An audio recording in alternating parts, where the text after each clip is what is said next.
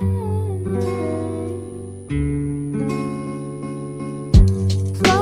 kisses passing by the river.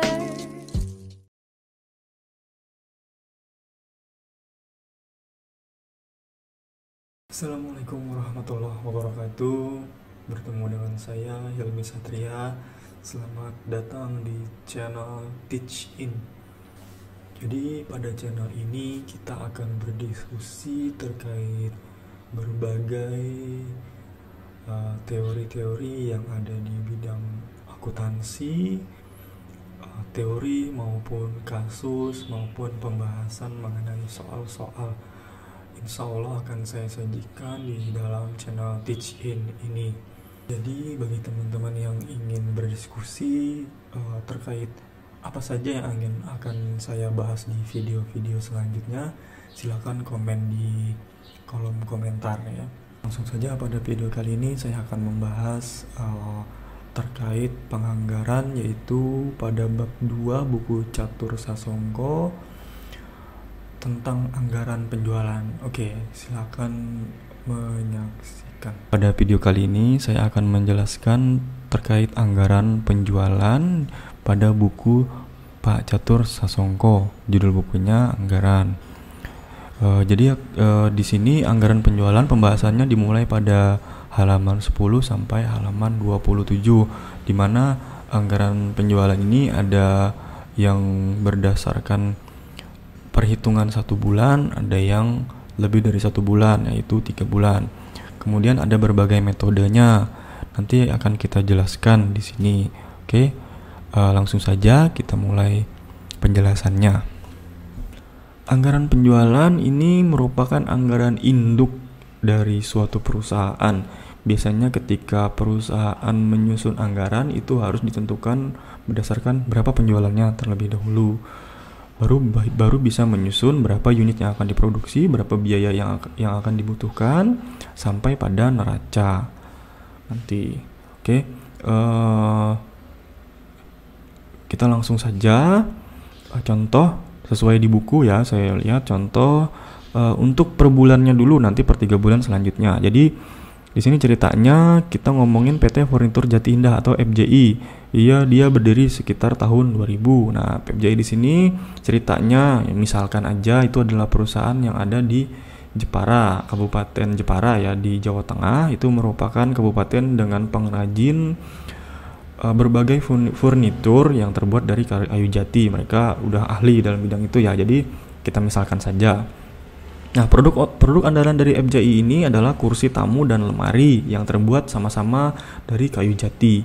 Nah, kita akan menyusun anggaran penjualan di tahun 2009, tepatnya di bulan Januari. Nah, data yang ada ini di Desember 2008. Nah, katanya unitnya itu akan naik sebesar 20% dari bulan Desember 2008. 20% dan 10%, yaitu 20% untuk kursi, kemudian 10%-nya untuk lemari, dan harga jualnya hanya tidak naik ya, tetap sesuai dengan bulan Desember. Oke, langsung saja kita lihat tabel perhitungannya. Oke, di sini ini datanya ya. Datanya di bulan Desember. Nah, di sini ada saya hapuskan dulu kenaikannya. Nah, di sini kita lihat unitnya di bulan Januari itu ada kenaikan 20% unit ya. Kalau harga per unitnya tidak ada kenaikan, maka kita tuliskan 0 di sini. Nah, untuk lemari juga ada kenaikan sebesar 10%. Nah, jadi cara menghitungnya adalah dengan cara kalau ini saya menggunakan Microsoft Excel ya. Jadi caranya adalah ini kita dalam kurung unitnya di bulan sebenarnya itu unit bulan Desember ya, dikali 20% kenaikannya, tutup kurung, ditambah jumlah kursinya sama dengan 9.600 unit. Jadi ada kenaikan sebesar 1.600 unit gitu ya. Jadi untuk bulan Januari produksi atau anggaran penjualannya sebesar 9.600 unit. Nah, kemudian untuk lemari juga seperti itu, sama dengan jumlah lemarinya. Oke, dalam kurung dulu ya, dalam kurung lemari bulan Desember kita kalikan dengan kenaikannya 10%, kemudian ditambah dengan jumlahnya. Nah, hasilnya adalah 11.000. Jadi bulan Desembernya 10.000, bulan Januarinya adalah 11.000. Nah, ini itu data ya, ini datanya kursi dan kenaikan, ini lemari juga ini datanya. Jadi ini tuh sama dengan ini gitu ya, ini sama dengan ini gitu. Jadi tinggal kita kalikan, dapatlah yang data bulan Januari. Nah, gitu. Kemudian yang kursi, karena tidak ada kenaikan, berarti langsung kita tuliskan saja harga jual per unitnya di bulan Januari, masing-masing di kursi dan lemari. Kemudian baru nanti kita kalikan, gitu ya. Kalikannya, saya ulangin lagi ya. Kalikannya 9.600 dikali dengan berapa harga per unitnya. Seperti itu. Kemudian begitu juga dengan ini untuk lemari, sama caranya, unit dikali dengan harga per unit.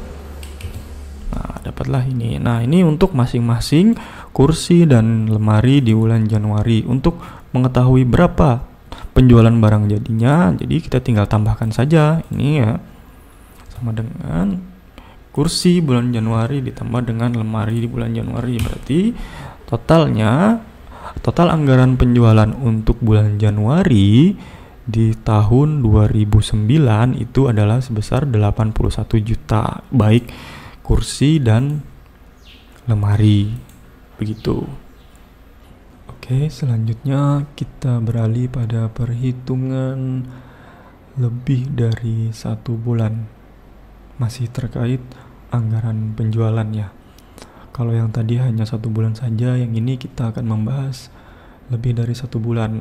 Terutama di sini kita fokuskan sesuai dengan yang di buku ada 3 bulan. Oke, contohnya berbeda. Di sini contohnya ada PT Amanah Sejahtera, itu punya 2 produk tas wanita. Yang pertama tas reguler dan eksklusif. Nah, untuk data aktual penjualannya tahun 2006 ini adalah sebagai berikut. Nah, ceritanya di sini kita akan melihat atau menyusun 3 bulan di awal tahun 2007, yaitu pada bulan Januari, Februari, dan Maret.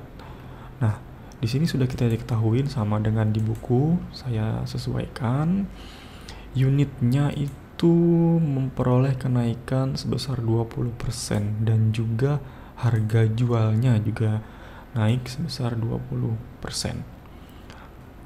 Itu dulu kita cari ya. Jadi di sini TR adalah tes reguler, itu ada kenaikan 20% dan tas eksklusif juga ada kenaikan 20%. Oke, ini coba saya hapus dulu dengan ininya ya. Oke. Nah, ada kenaikan sebesar 20%, maka di sini caranya penjualan tahun 2006 itu ada kenaikan 20%, berarti kita klik penjualan tahun 2006-nya di tas reguler dulu, berarti dikali dengan 20%.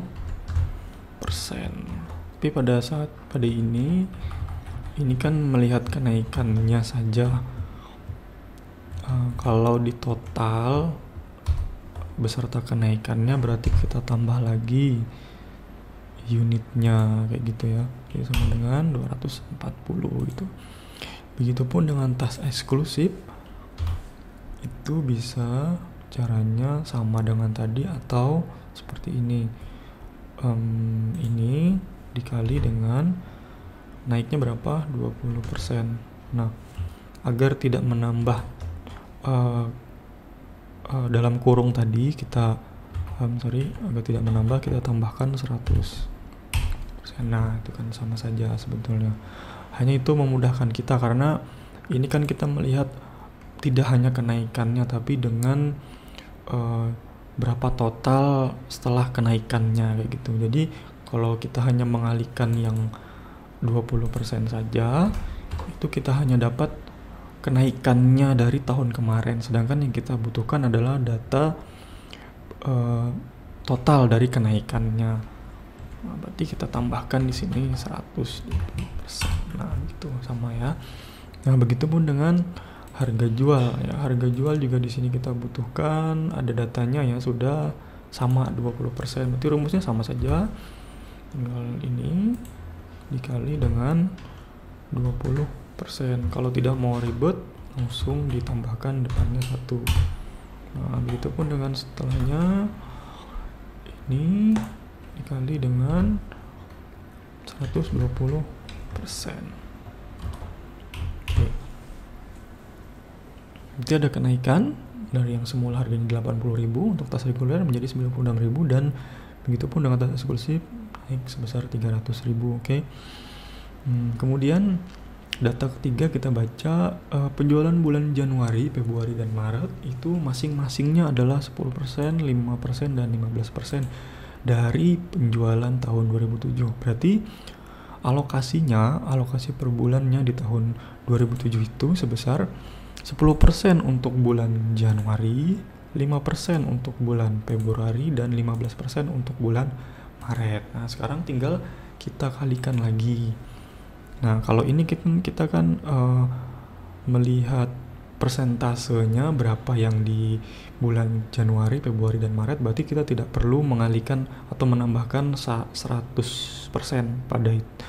pada perhitungannya, karena kalau menambahkan 100% itu kita melihat dari total kenaikan, sedangkan di sini kita hanya melihat distribusinya saja. Nah, jadi tas reguler ya, ini totalnya di tahun 2007, berarti data yang sini sudah tidak kita pakai, kita fokus pada yang di sini. Nah, 24.000 dikali dengan berapa alokasinya? 10% bulan Januari. Nah, begitupun dengan tas eksklusif pada bulan Januari sama ya, 10%. Sama saja, tapi ini bedanya unitnya ya, ini kali 10% ya. Jadi begitu. Untuk harga jualnya ini ya, ini harga jualnya 96.000 dan 300.000 itu tidak ada alokasinya, karena penjualan itu harganya cenderung konstan biasanya untuk di anggaran ya, kecuali nanti misalkan produknya kurang laku atau lebih laku, nanti harganya bisa menyesuaikan. Tapi ini kita susun di anggaran ini, diasumsikan harganya sama. Yang beda itu adalah unitnya, karena unit ini di tiap bulan itu penjualannya pasti biasanya berbeda gitu ya, tergantung musim-musimannya aja. Tapi kalau harga barangnya biasanya cenderung konstan, makanya di sini tetap harga barangnya tidak ada pengalinya, langsung Anda tuliskan saja 96.000 di tas reguler. Tas eksklusifnya juga tetap 300.000. Oke. Kemudian ini tinggal dikalikan saja ya. Ini saya lihat, nah ini 2.400 dikali 96.000.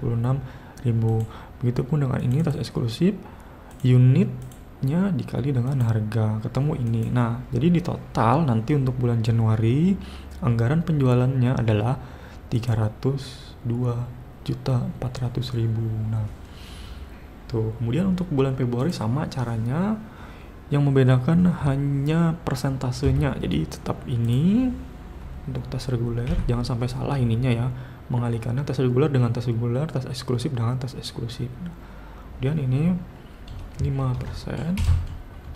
Itupun dengan tas eksklusifnya, ini juga dikalikan 5%.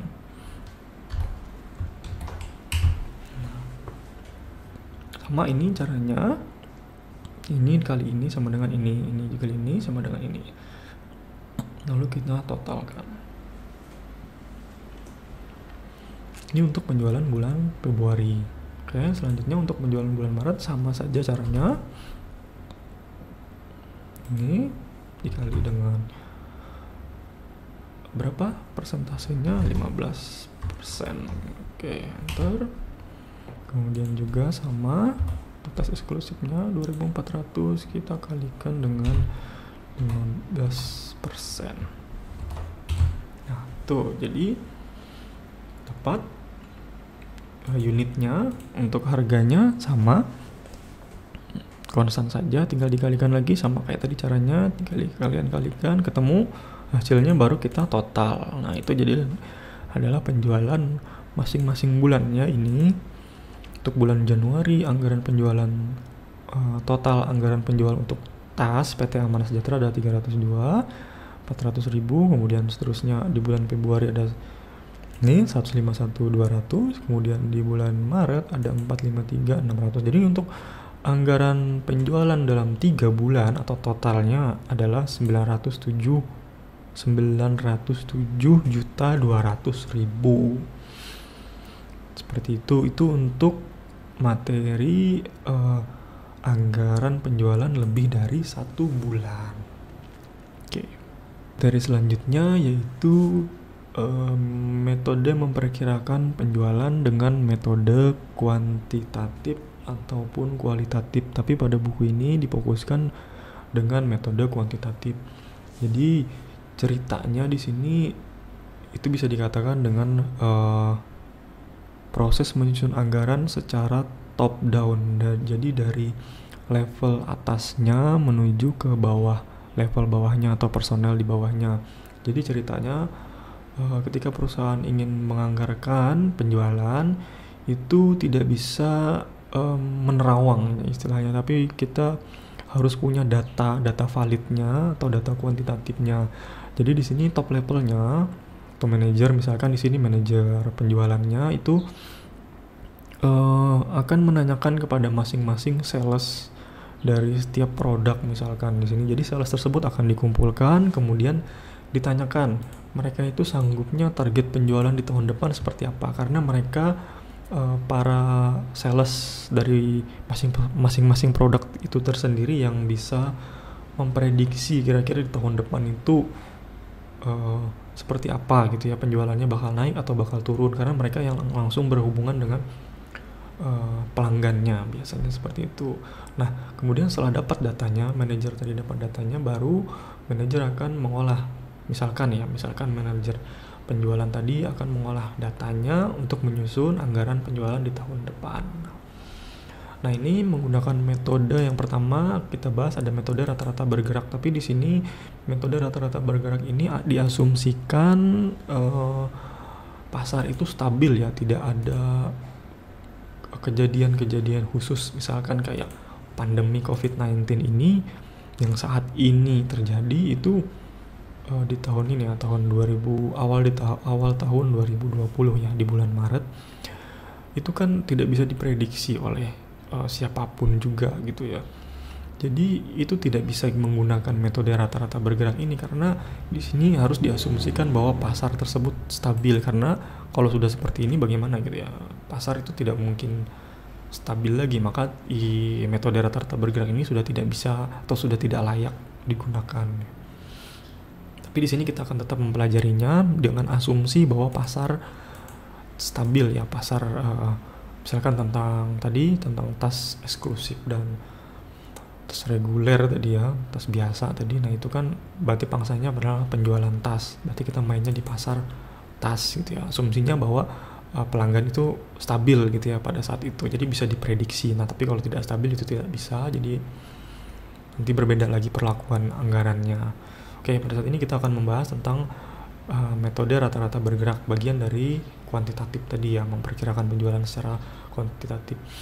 Oke, contohnya pada buku bisa kalian lihat juga, di sini juga saya sudah menuliskan PT Selaras Sejati adalah perusahaan donat spesial aneka rasa. Jadi ceritanya jualan donat. Manajemen memperkirakan penjualan untuk bulan berikutnya setiap tanggal 27 pada bulan sebelumnya. Manajemen ingin membuat perkiraan penjualan untuk bulan Desember dengan asumsi rata-rata dari penjualan September, Oktober, dan November tahun 2008. Oke. Ini datanya sudah ada ya. Saya tuliskan bulan September, bulannya bukan tahun. Jadi bulan September itu 1000, bulan Oktober itu 1200, dan bulan November adalah 1400. Nah, jika kita menggunakan rata-rata bergerak, maka di sini caranya ada 3 data. Ada 3 data. Ini saya hapus dulu biar enak. Ada 3 data, maka yang pertama itu Ini sebenarnya mudah saja, hanya mencari rata-rata ya. Jadi ini kita tambahkan bulan September, kemudian bulan Oktober juga kita tambahkan, bulan November juga. Kita kurungkan dulu ya. Kita kurung, buka tutup kurung. Nah, ini kan total dari penjualan selama 3 bulan. Kemudian kita bagi dengan jumlah datanya ada berapa? 1, 2, 3. Berarti kita bagi dengan 3. Kemudian enter. Nah, jadi rata-ratanya ini sudah saya bagi ya, berarti gini aja. Ini tetap kita total dulu. Nah, 3.600, kemudian rata-ratanya sini saya hapus untuk memudahkan. Ini total ya. Jadi total penjualannya. Kemudian di sini adalah rata-ratanya, berarti tinggal ini dibagi dengan jumlah datanya. 1, 2, 3 bagi 3. Nah, begitu. Jadi untuk penjualan bulan Desember jika menggunakan metode rata-rata moving average ini sama dengan 1.200 ya, seperti itu. Kita bahas terkait metode perkiraan penjualan dengan metode trend moment, itu metode yang kedua ya, berdasarkan bukunya Pak Catur Sasongko. Jadi di sini mungkin metode yang paling sebenarnya nggak ribet sih, cuman kelihatan horor aja melihat rumus statistik di sini ya. Mungkin untuk beberapa orang yang tidak familiar dengan statistik itu sedikit horor, tapi sebenarnya tidak juga. Kita ikuti saja ya runutnya. Nah, jadi ini rumusnya persamaan. Nanti kita akan melihat atau menentukan perkiraan penjualannya dengan mensubstitusikan atau eliminasi nilai A ini ya. A dan B ini A atau B gitu ya. Nanti kita saksikan sama-sama. Nah, misalnya contoh di tahun contoh dari tahun 2003 sampai 2007. Nah, ceritanya ada penjualan dalam unitnya ini ribuan ya, tapi kita sederhanakan saja biar nggak panjang-panjang. Jadi untuk 2003 unitnya 240 ribu sebetulnya, tapi hanya dituliskan 240 untuk penyederhanaan ya. 2004 ada 250 dan seterusnya ya sampai 2008. Nah, jadi PT ini ingin memperkirakan penjualan untuk tahun 2009. Ya, yang belum diketahui tahun 2009 dengan metode trend moment. Ya, oke. Di sini kita masukkan saja ya, ini datanya tadi. Kita masukkan. Nah, penjualan itu biasanya kita menggunakan ini diganti dengan Y, atau biasanya kenapa Y, karena bahasa Inggrisnya tuh revenue biasanya, jadinya pakai Y gitu ya. Kemudian X, nah ini saya tuliskan X adalah skor dari tahun, gimana ya, ada berapa tahun ya, ada 6 tahun, tapi untuk tahun awalnya kita hitung 0 gitu. Sudah dari statistiknya kayak gitu ya. Sini saya tidak akan membahas mengapa itu menjadi 0, mungkin di kesempatan lainnya bisa dibahas kenapa harus 0 mungkin. Ya, untuk saat ini dibahasnya karena rumusnya seperti itu, mungkin kayak gitu ya. Oke, selanjutnya ya X-nya ada berapa? Oke, kita hitung saja dari 0, tahun awalnya 0 atau tahun dasarnya 0, kemudian 1, 2, 3, 4, 5 begitu ya.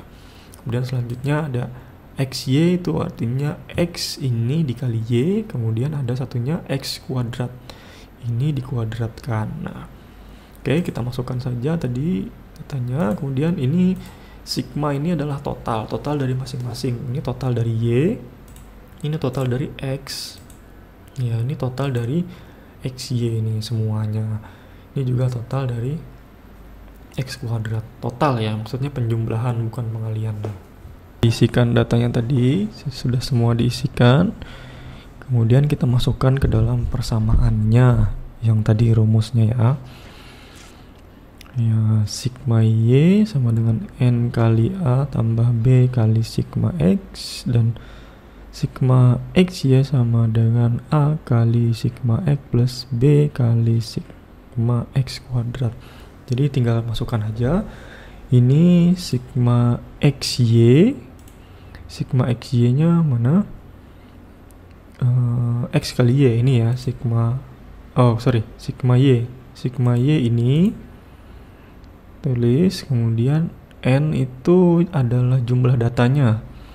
Jumlah datanya ada berapa? 1, 2, 3, 4, 5, 6. Nah, ada 6, berarti kita tuliskan 6 kali A plus B. AB itu nanti kita buat substitusinya. Kemudian 15 adalah sigma X. Nah, ini sigma X ini total ya. Sama sigma Y tadi, ini total, semuanya dijumlahkan sama dengan ini. Ini juga total dari tahun 2003 sampai 2000 dijumlahkan sama dengan ini. Nah, kemudian persamaan satunya sigma XY. Sigma XY ini berarti total dari tahun 2003 sampai 2008 di total sama dengan ini. Kemudian ada A dikali sigma X. Sigma X ini tadi kali 15 tambah B kali dengan sigma XY. Sigma XY nya ini itu tinggal ditambah. Bukan ditambahkan ya, tinggal dikalikan, dimasukkan ke dalam sini maksudnya ya. B kali 55. Nah, kemudian ini persamaannya kita turun. Nah, ini pada contoh ini saya mencari nilai B terlebih dahulu. Nah, B-nya berapa? Oleh karena itu, untuk mengetahui B-nya ini berapa, yang harus kita eliminasi adalah A-nya ya. Nah, di sini A-nya 6 dan 5. 15A atau 6A. Jadi gimana caranya biar dua nilai ini sama? Tinggal kita kalikan ya. Yang bawah 15 tetap di 15. Yang atasnya biar jadi 15 dikalikan dengan 2,5. Jadi semuanya yang bawah ini semuanya dikali 1. Ini sama yang di yang atas itu dikali 2,5. Ya, ini dikali 2,5 berapa? Ini dikali 2,5. Ini juga dikali 2,5 gitu. Kemudian dapat, tinggal kita eliminasi atau kita kurangkan. Otomatis yang atas ini A-nya hilang ya. Jadi sisa yang B. Nah, kemudian yang ini juga kita kurangkan. Hasilnya adalah minus 312,5 sama dengan minus 17 ini ya. 37,5 dikurang ini. Jadi tinggal ketemu aja B pindah ruas ke sini, dipakai logika matematikanya ya. Ini juga akhirnya ini dibagi ke sini gitu ya. Berarti ini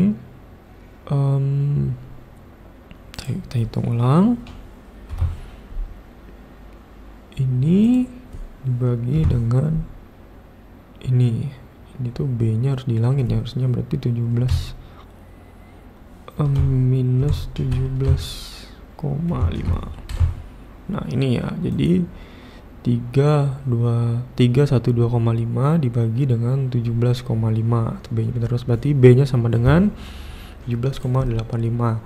Nah, sampai di sini belum berakhir ya, masih dilanjutkan ke dalam persamaannya. Persamaannya ambil yang mana, yang salah satu yang mau dimasukkan, misalkan yang ini, kayak yang ini ya, rumusnya tadi kita masukkan, jadi tinggal 1695 sama dengan 6 kali A B kali 15. Kita masukkan ini 6A nya belum diketahui tapi B nya sudah diketahui, berarti 15 kali dengan 17,8571. Nah, nanti untuk misalkan kalian penyederhanaan, misalkan pas saya nggak mau yang banyak-banyak komanya, tinggal kalian kurangkan saja seperti ini. Misalkan 2 angka di belakang koma atau 1 angka di belakang koma, terserah. Yang penting harus konsisten. Misalkan 2 angka ya 2 angka semua, 1 angka 1 angka semua. Tapi biasanya abdolnya adalah 2 angka di belakang koma kayak gini. Terus kita masukkan sini ya. 1786 dikali 15 ini kita lihat ini dikali dengan 15 hasilnya. Nah, ini ya 2685. Ini karena saya tidak menjabarkan lebih banyak ya, maka belakang komanya ada perbedaan, tapi tidak masalah karena hanya sedikit saja selisihnya. Ini juga kalau dibulatkan sama dengan 6 gitu ya, 86, ini juga 86, jadi sama saja. Nah, kemudian tinggal logika matematikanya digunakan, pindah ruas ya, 6A plus ini pindah ke kiri. Begitupun dengan ini pindah ke kiri, artinya jadi minus. Nah, kemudian digunakan sini, ini dikurang ini sama dengan ini. Terus 6 minus 6-nya dipindahkan ke bawah. Karena pindah ruas gitu ya. Akhirnya jadi plus 6 dan awalnya kali jadi bagi ya. Nah, ini ketemunya A sama dengan 237 8571 atau kalau mau dibulatkan nah seperti ini. Nah terus belum berakhir ya, masih ada satu tahap lagi. Y kita masukkan Y nya tadi ya persamaan awal ya, mana persamaan awalnya mana ya, oh ya ini persamaan dari rumusnya. Saya lupa menuliskan metode trend moment ini, harus ada rumusan awalnya. Ini ya, Y sama dengan A plus BX. Nah itu rumus awalnya, jadi kita masukkan berapa Y itu pendapatannya dengan berapa variabel nih A plus BX. Jadi A nya sudah diketahui, B nya berapa, dan X ini tadi ini ya, ada berapa tahun ininya? 1, 2, 3, 4, 5, 6. Nah, tuliskan 6 di sini. Jadi ini dulu dikalikan ketemu ini ya. Ini kalau tidak percaya kita coba ini dikali dengan ini ya. Nah, dapat ya.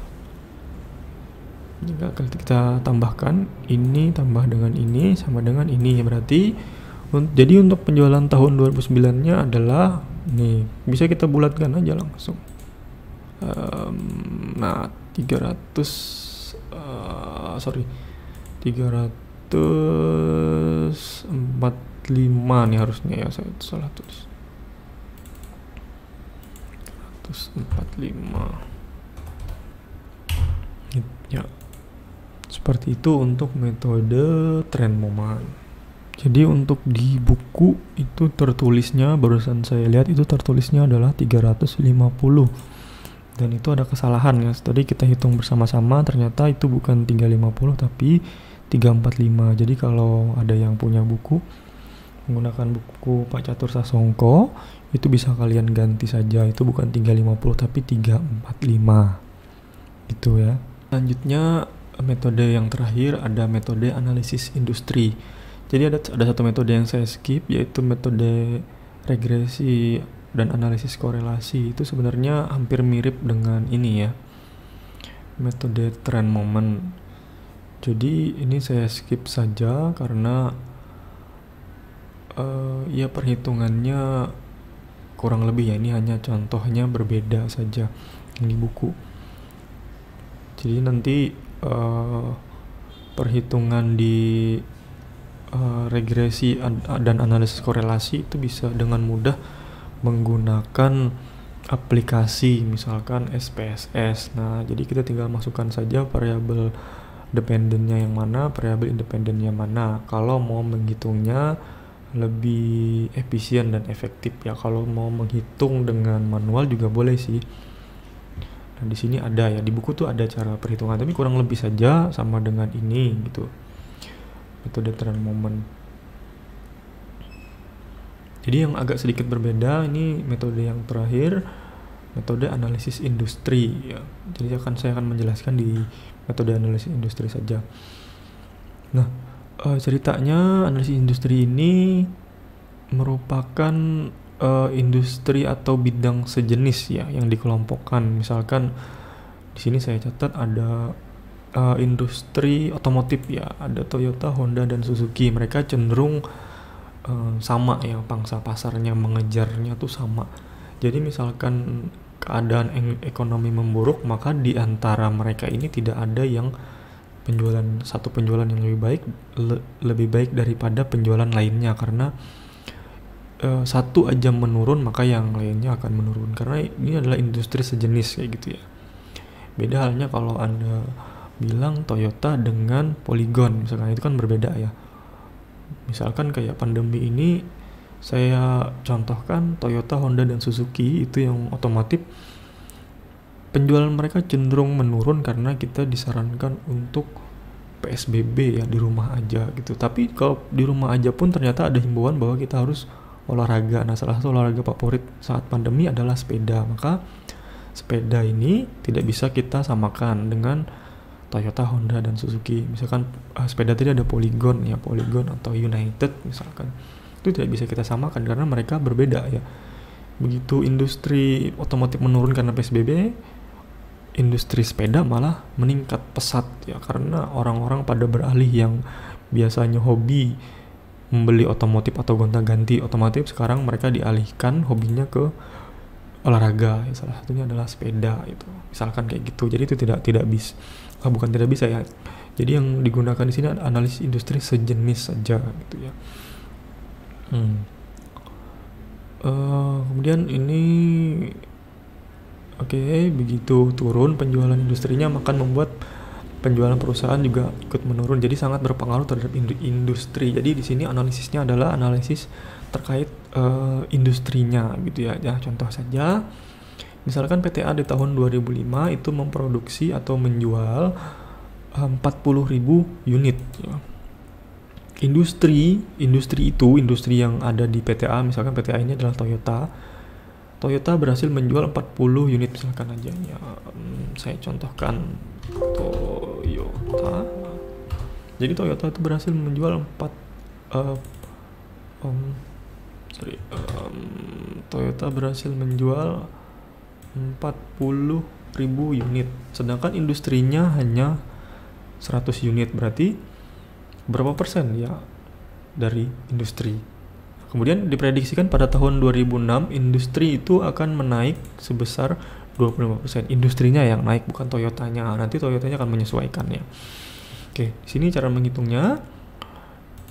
Ini saya ganti saja Toyota. Jadi Toyota pada tahun 2005 berapa kontribusinya? Kalau tadi ini cara menghitungnya 40.000 unit di tahun 2005 ya, berapa kontribusinya? 40.000 unit dibagi dengan total industri, penjualan total industri. Berarti tahun 2005 Toyota ini berhasil menjual 40% dari industri. Industri berhasil menjual 100.000, Toyota berhasil menjual 40.000. Berarti dia berkontribusi di penjualan otomotif, industri otomotif itu sebesar 40% dari total semua penjualan di industri tersebut. Di industri tadi ada, misalkan ada Honda dan Suzuki ya. Berarti Honda dan Suzuki misalkan kebagian hanya 30% ya. Toyotanya 40% gitu. Itu untuk tahun 2005 ya. Kemudian tahun 2006 diprediksi. Nah, ini kita hitung industrinya dulu nih. Katanya industrinya naik sebesar 25%. Nah, berarti seperti ini. Industri ya sama sih, rumusnya sama seperti tadi, 100.000 ditambah kenaikannya gitu, 100.000 kali 25%, hasilnya adalah 125. Berarti di tahun 2006 industri akan mengalami peningkatan sebesar 125.000 unit di tahun 2006. Berarti kalau misalkan Toyota tetap pangsa pasarnya adalah 40%, jadi tinggal dikalikan saja ini. 40% dikalikan 40%